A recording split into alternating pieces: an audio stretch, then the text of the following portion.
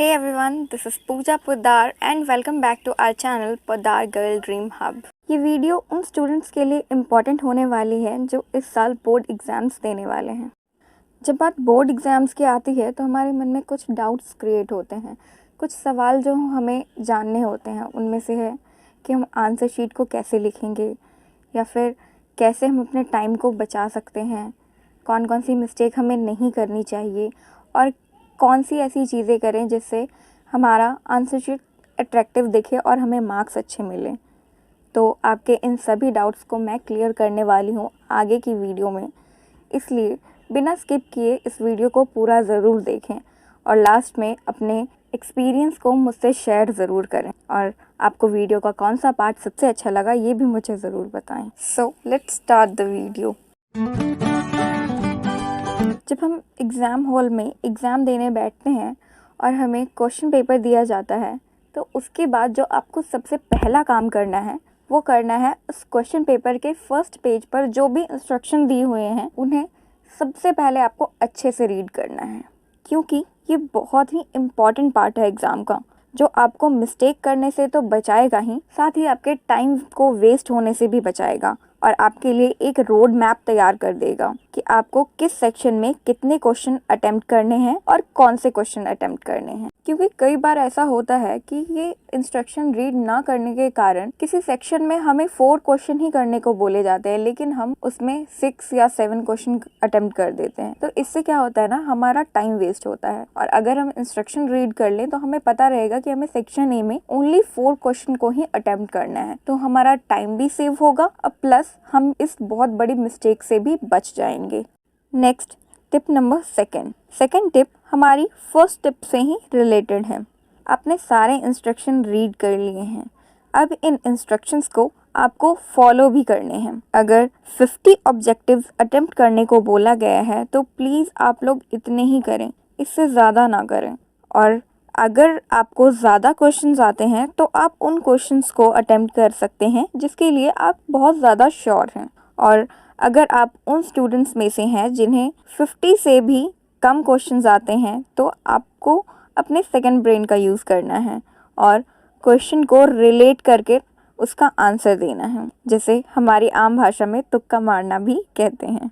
Tip number 3 है कि question paper को एक बार आप लोगों को ज़रूर रीड करना है। एग्ज़ाम में 15 मिनट्स एक्स्ट्रा दिए जाते हैं क्वेश्चन पेपर रीड करने के लिए, तो प्लीज़ आप उसका यूज़ करें। आंसर शीट को खोलने से पहले आपको क्वेश्चन पेपर को एक बार अच्छे से रीड करना है, उसकी इमेज आपके माइंड में होनी चाहिए। जब आप क्वेश्चन पेपर रीड कर लेते हैं तो आंसर लिखते वक्त आपका माइंड क्लियर होता है और ये मेरी गारंटी है कि आप उन स्टूडेंट्स के मुकाबले ज़्यादा अच्छे से आंसर लिख पाएंगे जिन्होंने क्वेश्चन पेपर को रीड नहीं किया है। तो इसलिए एग्ज़ाम स्टार्ट करने से पहले एक बार अपने क्वेश्चन पेपर को अच्छे से ज़रूर रीड कर लें।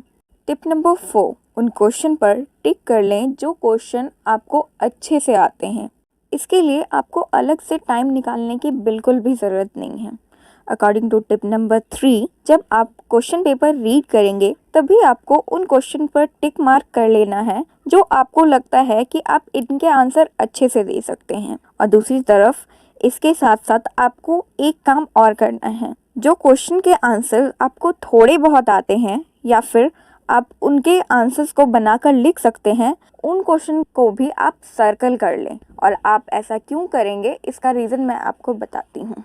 ये जो क्वेश्चंस आपने सर्कल किए हैं, इन क्वेश्चंस को आपको तब यूज़ करना है या तब लिखना है जब आपके आंसर्स डिमांड से कम हैं, यानी आपने उतने क्वेश्चंस अभी तक नहीं दिए हैं जितने मांगे गए हैं। फॉर एग्जाम्पल, आपको 5 क्वेश्चंस के आंसर देने हैं जिसमें कि आपको 3 क्वेश्चंस के आंसर अच्छे से आते हैं लेकिन 2 क्वेश्चन तो और लिखने हैं। इस टाइम आप उन 2 सर्कल किए हुए क्वेश्चन को थोड़ा बहुत बनाकर आप लिख सकते हैं, जिससे आपके 5 क्वेश्चंस कंप्लीट हो जाएंगे।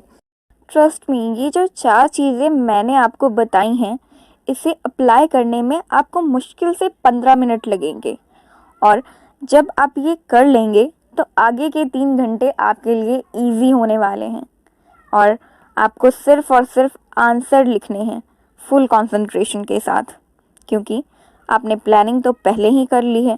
इसलिए आंसर लिखते वक्त नेक्स्ट क्वेश्चन कौन सा करेंगे ये सोचने की ज़रूरत नहीं है। आपका फुल माइंड आपके आंसर पे रहेगा और इससे आपके आंसर में बहुत अच्छा इफ़ेक्ट पड़ेगा। टिप नंबर 6 है, अब आपको क्वेश्चन नंबर लिखना है जिसका आंसर आप लिखने जा रहे हैं। अब आप सोचोगे हम तो ऐसे भी क्वेश्चन का नंबर लिखते हैं जो भी आंसर हमें लिखना है, इसमें खास क्या है? तो इसमें खास है लिखने का तरीका। हम थोड़ा सा चेंज करेंगे अपने लिखने के तरीके। फॉर एग्जाम्पल, सिर्फ नंबर ना लिख के हमें हेडिंग की तरह लिखना है आंसर ऑफ क्वेश्चन नंबर 2। ऐसे ही आपको सभी क्वेश्चंस में करना है। टिप नंबर 7, वर्ड लिमिट का ध्यान ज़रूर रखें। अगर आपको आंसर 80 वर्ड्स में देने के लिए कहा गया है तो प्लीज़ आप उसका आंसर 80 वर्ड्स में ही दें। ज़्यादा से ज़्यादा आप 80 to 85 कर सकते हैं या 75 to 80 कर सकते हैं, लेकिन 80 वर्ड के आंसर को 100 या 120 तक मत पहुंचाइएगा या फिर 60 या 50 मत लिखिएगा। इन दोनों ही सिचुएशन में आपके नंबर्स कटेंगे, तो इस चीज़ का आप ज़रूर ध्यान रखें। टिप नंबर 8, अपने आंसर्स को पूरी तरह बुक की लैंग्वेज में ना लिखकर अपनी तरफ से वर्ड या सेंटेंस को चेंज करके लिखें, जिससे आपका आंसर बहुत ही नेचुरल दिखेगा। ऐसा बिल्कुल नहीं लगेगा कि आपने उसे रटकर आंसर शीट में उतार दिया है, तो ये आपके मार्क्स को ज़्यादा बढ़ाएगा।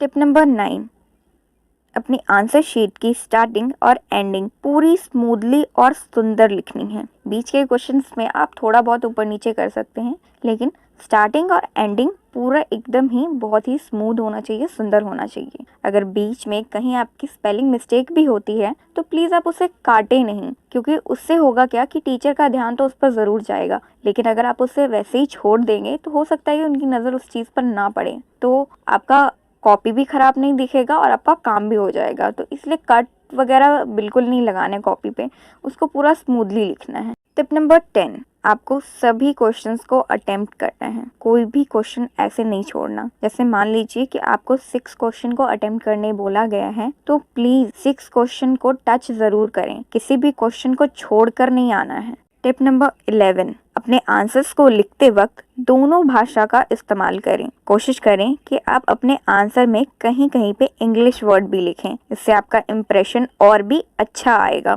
तो ये थे कुछ ऐसे इम्पॉर्टेंट टिप्स जो आप फॉलो कर सकते हैं अपने बोर्ड एग्ज़ाम में। तो प्लीज़ आप इन चीज़ों को ज़रूर फॉलो करें और आपको ये कितनी अच्छी लगी या कितनी सही लगी मुझे कमेंट में ज़रूर बताएं। एंड आप सबको बोर्ड एग्ज़ाम के लिए मेरी तरफ से बेस्ट ऑफ लक। अपने मम्मी पापा का नाम रोशन कीजिए और अच्छे से एग्ज़ाम दीजिए टेंशन फ्री होकर। तो चलिए मिलते हैं नेक्स्ट वीडियो में, तब तक के लिए बाय बाय।